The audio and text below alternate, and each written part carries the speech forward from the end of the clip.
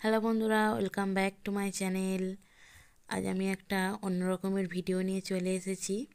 আর আমার চ্যানেলে নতুন হয়ে থাকলে চ্যানেলটিকে অবশ্যই সাবস্ক্রাইব করে নাও এবং ভিডিওটি ভালো লেগে থাকলে একটা লাইক এবং কমেন্ট করে জানাবেন। দেখুন, এখানে কুল গাছ দেখতে পাচ্ছেন। আমি কুল পাড়তে চলে এসেছি। এই কুলটা কিন্তু গাছ ভর্তি হয়ে গেছে, আরও ছিল কিন্তু পেকে পেকে পড়ে গেছে।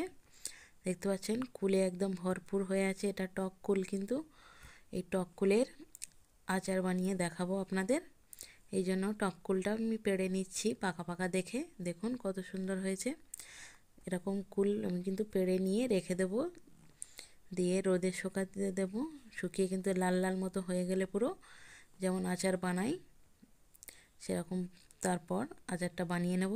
দেখুন খুব সুন্দর কুলগুলো কিন্তু পেকে গেছে, আর দেখতে কিন্তু খুব সুন্দর লাগছে। দেখতে পাচ্ছেন এরকম কুলগুলো কিন্তু দেখুন একদম গাছ কিন্তু ভর্তি হয়ে আছে, আর খুব বড় বড় খুব সুন্দর কুলগুলো কিন্তু একটা একটা করে প্রথমে দেখিয়ে দিচ্ছি, তারপর কিন্তু পেড়ে নেব।